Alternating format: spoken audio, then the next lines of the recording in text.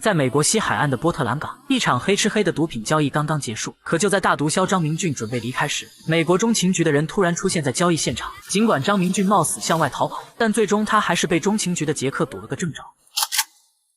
Now get the fuck out.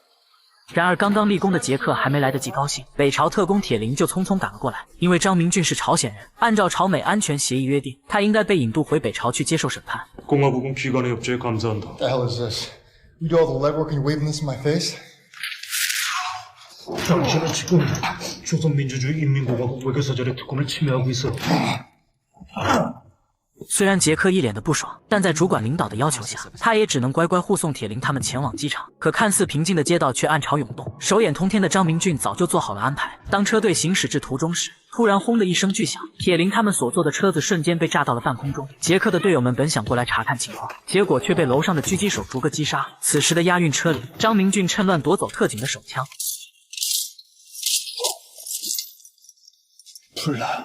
随后，双方在街头展开激烈的枪战，被火力压制住的警方毫无还手之力。劫匪们用炸药炸开了押运车，成功将张明俊解救出来。眼看到手的嫌犯要被劫走，危急关头，铁林挺身而出，冒着枪林弹雨一个倒车甩尾，在街道的另一端堵住了张明俊的退路。但很快他的子弹就消耗殆尽，好在关键时刻队友及时赶到。随后杰克也清理掉了周围的敌人。听到外面的警笛声越来越近，张明俊只好带着人迅速撤退。当铁林他们追上去时，发现对方已经从下水道逃离了现场。然而令他们万万没有想到，歹毒的张明俊居然在临走时留下了一颗定时炸弹。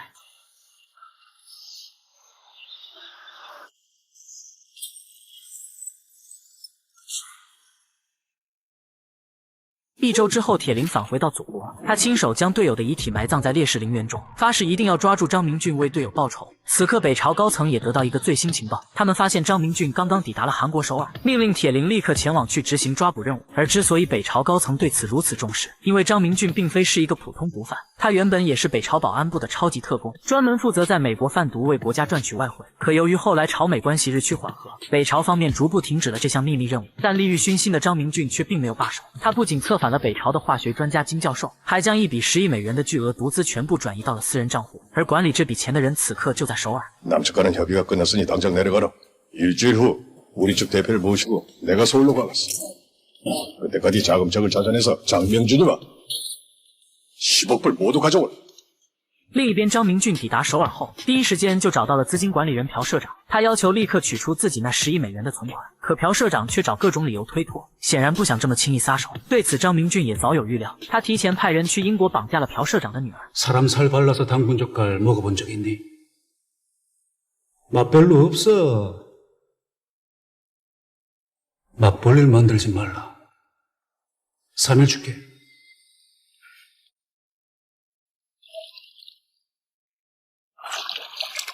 与此同时，按照上级的指示，铁林很快就来到了首尔。前来迎接他的不是别人，正是上次一起执行共筑任务的阿泰。两个老友久别重逢，显得格外亲切。铁林这次更是轻车熟路，不仅主动上交了手枪，还让阿泰先领他去吃一顿烤肉。在吃饭时，阿泰开门见山向铁林询问这次任务的真正目的。然而，即便两人曾经共赴生死，但毕竟还是服务于不同意识形态的两个国家。仅仅用了一个小小的测试，铁林就把身边伪装的情报人员全部揪了出来。 겁나 잘 먹었습니다. 응? 뭐라는 거야? 안 돼. 야, 소리 좀 올려봐. 예.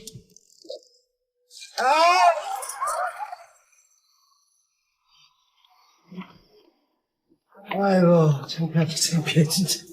再次回到车上后，两人正式开始办案。铁林提供了2张照片线索，一张是带有壁虎的纹身，这是张明俊等人的统一标志；另一张则是对方售卖的毒品样本。阿泰立马把照片发给了网络部的同事，他们利用大数据进行对比搜查，很快就在网上找到了一个卖家。随后通过城市天眼系统的追踪，成功找到了这个卖家的窝点。铁林和阿泰立刻赶往现场，为了让毒贩们乖乖伏法，阿泰上前直接亮明自己的身份。不料这不仅没有镇住对方，反而还遭来众人的讥笑嘲讽。毒贩头子更是嚣张的用扑克牌羞辱阿泰。 아이 새끼야 가라고 이씨 응? 어쭈 새끼 이거 야야야 뭐야 가 와 새끼 잡았어 이거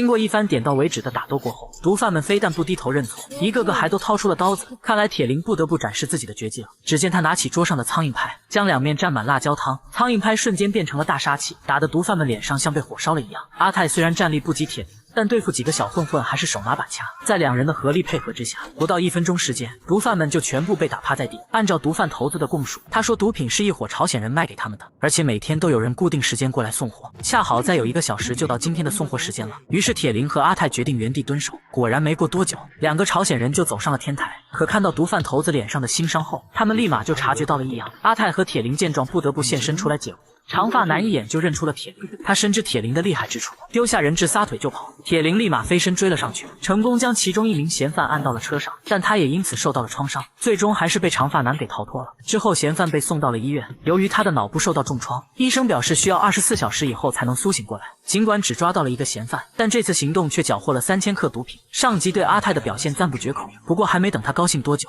老婆的电话就打了过来，他命令阿泰带着铁林立刻滚回到家里。原来媒体已经将2人打架的画面曝光，这让太嫂看到后气愤不已。在经历了上次的绑架事件后，她再也不希望阿泰去参与这种危险的任务。好在有小姨子和女儿的求情帮助，这才让太嫂暂时消气放过了2人。第2天一早，阿泰接到电话，同事通知他嫌犯已经苏醒过来，2人立刻动身赶到了医院。可令他们万万没有想到，美国中情局的杰克此刻居然也出现在了病房。原来自从上次押运车被劫事件发生后，杰克始终怀疑有人泄露了押运路线，而曾和张明俊共事过的铁林自然成了他最大的怀疑对象。得知有嫌犯在韩国落网后，他立刻向上级申请跨国执法行动，借助美国对韩国的掌控力，中情局全权接手了审理嫌犯的任务。没想到忙活了一圈，却被美国人给截了胡，这让阿泰和铁林顿时气愤不已。2人的共同战线也变得更加牢固。为了防止杰克率先找到张明俊，他们只能寻找新的突破口。从张明俊贩卖毒品的出货量来看，铁林猜测对方肯定建立了新的制毒工厂。通过这条线索，2人立刻对首尔所有废弃工厂进行走访调查。在无人机的配合下，他们果然在郊外发现了一处可疑工厂。而另一边，杰克的审讯工作开展的并不顺利。为了放长线钓大鱼，他故意将带有回形针的文件遗漏在病房，并只走门口守卫，给嫌犯腾出逃跑的空间。沉不住气的嫌犯果然上当，杰克派人立刻尾随其后，成功跟到了毒贩们的老巢，正是阿泰和铁林找到的那间工厂。然而令他们万万没想到的是，狡猾的张明俊不仅早就撤离了工厂，还为他们准备了一份大礼。在厂房里面布满了炸弹，按照张明俊的指示，嫌犯义无反顾地按下了引爆器。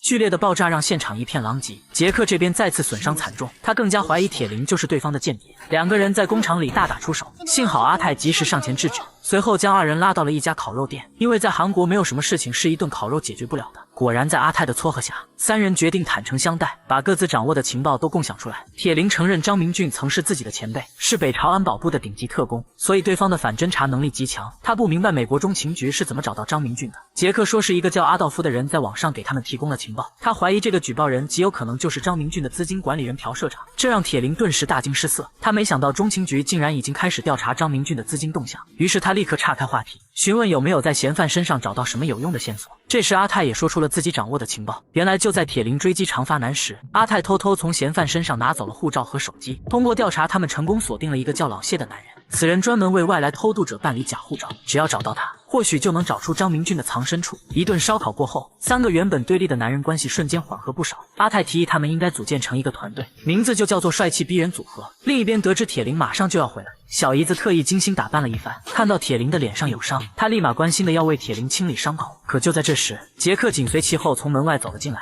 小姨子的目光瞬间被吸引了过去，她丢下铁林，直勾勾地走向杰克，就连上学时的英语也冒了出来。 How are you? Fine, thank you. And you? Better now. 真是一代新人换旧人，杰克的出现让家里的女眷们全部沦陷，这让铁林顿时感到异常的失落。第2天，帅气逼人组合正式出道，把路边的女人们看得口水直流。通过对社交平台的调查，警方找到了老谢的俄罗斯女友，3人立刻对美女展开了监视行动。然而蹲守了整整1天，美女始终连门都不出，根本没有去安装窃听器的机会。直到夜里3人正在吃饭时，美女这才收拾行装准备出门。阿泰决定自己潜入房间去安装窃听器，让铁林和小姨子伪装成情侣去跟踪美女，这让小姨子顿时乐开了花。可在跟踪时，细心的铁林却发现对方无论买什么东西都会买双份，甚至最后还买了一把剃须刀。铁林立马感到情况不妙。此时另一边，就在阿阿泰正在安装设备时，一个男人突然出现在他的身后。好在杰克发现及时提醒，阿泰这才躲过致命的一杆。随后他用力向下一个抱摔，成功抓到了嫌疑人老谢。可面对阿泰的审问，老谢坚称自己是俄罗斯人，韩国警方无权对他进行审讯。阿泰突然想起杰克好像说过，他曾经和俄罗斯黑帮交过手，于是他立马让小姨子带着服装道具来到警局。一番精心的打扮过后，杰克瞬间化身成为一个俄罗斯大兵，但他只会几句简单的撩妹俄语。就这样，本片最爆笑的一幕开始了。우찌개 글라스 피글라스 뭐이 글라스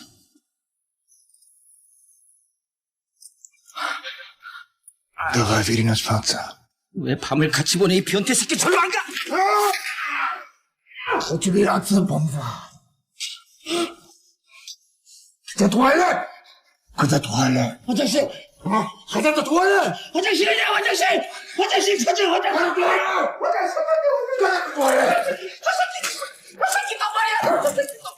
在杰克的变态施压下，老谢乖乖把张明俊的电话号码交代出来。通过定位查询，警方很快就发现张明俊此刻正在一家夜店里，但由于没有搜查令，他们不能直接进去抓人。这时小姨子的作用就凸显出来了。经常混夜店的她主动请缨，身着一袭红裙走进舞池，瞬间就把夜店里的男人全都吸引了过来，就连去执行任务的铁林都看呆住了。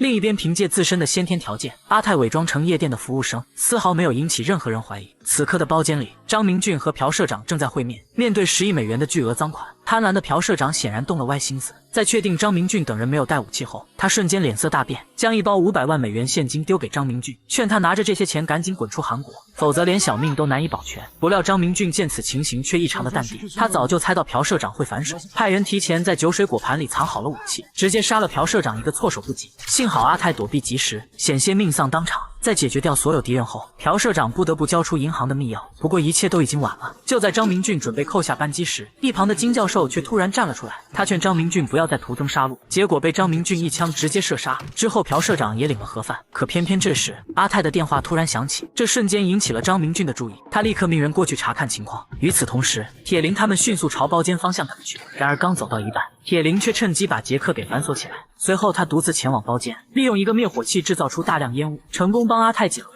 双方随即展开激烈的枪战。无意中，铁林看到倒在地上的金教授。金教授说自己就是阿道夫，让铁林一定要阻止张明俊的屠杀行动。说罢便再也没有了呼吸，这把铁林听得一头雾水。此刻张明俊已经开始向外逃跑，铁林见状急忙追了出去。凭借精准的枪法，他一枪直接打爆了张明俊的车胎。当铁林和阿泰小心翼翼地走上前时，发现张明俊早已不见了踪影。幸好阿泰从拐角处看到了他，可他刚想提醒铁林，结果却被铁林直接铐到了车上。因为按照南北共筑协议，任何一方抓捕到自己本国的逃犯，都将无条件引渡回自己的国家。 조선민주주의인민공화국 사회안전성 중주와 림철령이다. 북남 합의에 따라 북측 대표단으로 인도를 요청한다. 就这样，铁林最终顺利抓住了张明俊。白忙活一场的阿泰和杰克也只能认命。不久之后，北朝高层如约赴韩参加安全会议。铁林亲手将银行密钥交给了使团负责人金部长。金部长对他的表现大加赞赏。可就在两人握手之时，金部长却不经意露出了袖口里的壁虎纹身，这让铁林顿时产生了疑惑。他回想起金教授临死前说的话，立马开始上网查询阿道夫这个名字，这才知道阿道夫是一个德国的化学专家，曾经在2战时制造毒气屠杀了大量犹太人。看来金教授是想提醒铁林，张明俊正在策划一场毒气屠杀事件。铁林赶忙将这件事通知阿泰和杰克，然而曾经的帅气逼人组合早就土崩瓦解。阿泰根本就不接铁林的电话，虽然杰克也不想再理会铁林，但他最终还是向总部打去电话提醒。可还没等他说出线人的名字，上司却不经意间说漏了嘴，让他不要去管金教授说过什么。杰克立马意识到，原来自己的上司才是那个内鬼。就在这时，一个杀手突然从后排发动了突袭，好在杰克反应迅速，经过一番殊死搏斗后，最终有惊无险地将杀手干掉。在对方的手机里，杰克看到许多阿泰家人的照片，他立马意识到阿泰那边可能有危险。果不其然，阿泰刚刚回到家，就看到家人已经被长发男绑架了。为了保全家人的性命，他只能按照要求，带着长发男前往了北朝代表入住的酒店。与此同时，杰克急忙联系了铁林，两个人分头行动。铁林负责去阻止张明俊，杰克则去营救阿泰的家人。他刚赶到阿泰家楼下，恰好看到了韩国国情院的女特工，因为之前国情院一直在监视阿泰家的一举一动，于是杰克立刻让对方调取屋里的监控画面。得知了绑匪的位置后，杰克悄悄从楼上摸了下来，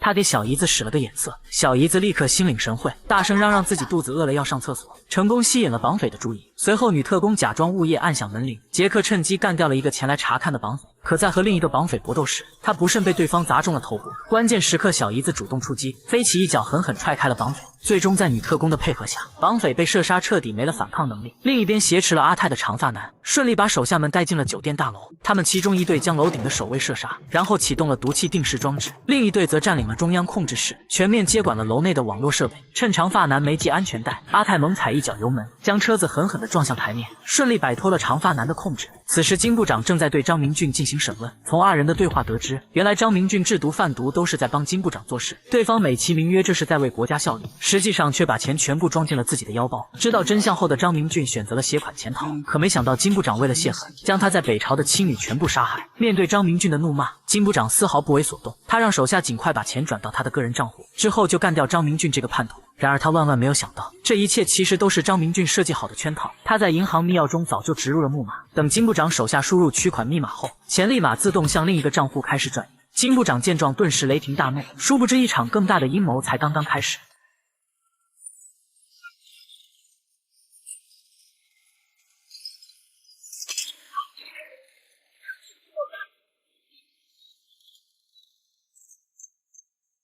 原来张明俊从一开始就是故意被抓，目的就是为了将金部长引到韩国。他没给金部长任何喘息的机会，将枪里的子弹全部射在对方的身上。就在这时，铁林终于赶过来，双方在屋里展开激烈的枪战。尽管铁林枪法无比精准，但毕竟双拳难敌四手，很快他就被张明俊彻底制服。关键时刻，又是福将阿泰及时出现，一枪直接射中张明俊的肩膀，成功帮铁林解除了危机。为了尽快到楼顶解除毒气炸弹，在阿泰的火力掩护下，铁林冲到了楼外的升降机上。张明俊见状，紧随其后跳了上去。搏斗中，铁林射断了升降机的绳索，二人瞬间被挂在了半空中。见此情形，张明俊果断按下了遥控器，毒气炸弹装置立刻被启动。等升降机到达楼顶后，铁林和张明俊再次展开了近身肉搏。双方你来我往，打得不相上下。张明俊告诉铁林，5分钟后首尔将会有2/3的人中毒身亡。当年他曾向韩国政府提出政治避难，可韩国政府不仅拒绝了他，还把这个消息告诉了北朝，这才导致他的妻女被金部长残杀。所以他必须要让韩国人付出代价。阿泰本想上去帮忙，不料长发男却突然持枪出现，他只能四处躲闪，仓皇应对。经过一番激烈的搏斗，阿泰看准时机，将长发男一脚踢进水池中，接着捡起地上的台灯一扔，将长发男活活电死在了水里。随后他快速跑到天台。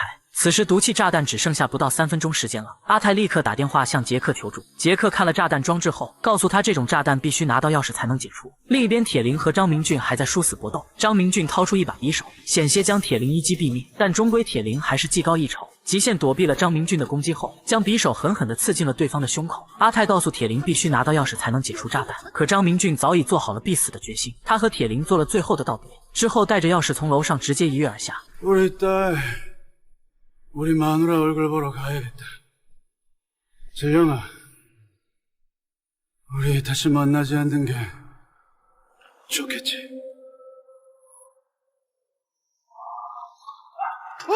안 돼!